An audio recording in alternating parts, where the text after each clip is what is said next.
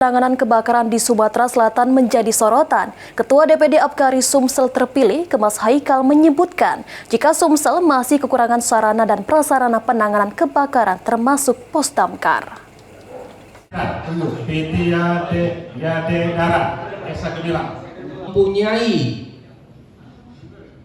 Penanganan kebakaran menjadi fokus pada musim kemarau ini. Untuk hal tersebut, Ketua DPD Asosiasi Pemadam Kebakaran Indonesia atau Apkari Sumatera Selatan yang baru saja terpilih, sekaligus menjabat sebagai Kepala Dinas Pemadam Kebakaran dan Penyelamatan atau Damkarmat Kota Palembang, Kemas Haikal, mengatakan akan memperkuat sinergi antara Dinas Pemadam Kebakaran di Sumatera Selatan.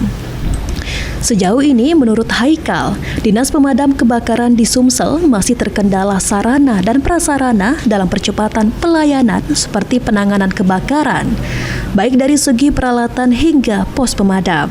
Seperti di Palembang yang masih kekurangan 6 pos untuk memenuhi wilayah manajemen kebakaran.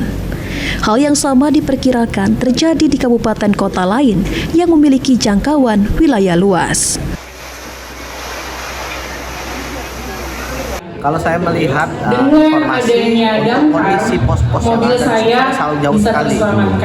Palembang saja, contohnya bahwa dari kebutuhan pos berdasarkan manajemen wilayah kebakaran masih kurang 6 pos untuk kota Palembang sendiri. Nah, daerah-daerah lain mungkin lebih banyak. Kenapa? Karena jangkauan wilayah yang cukup luas.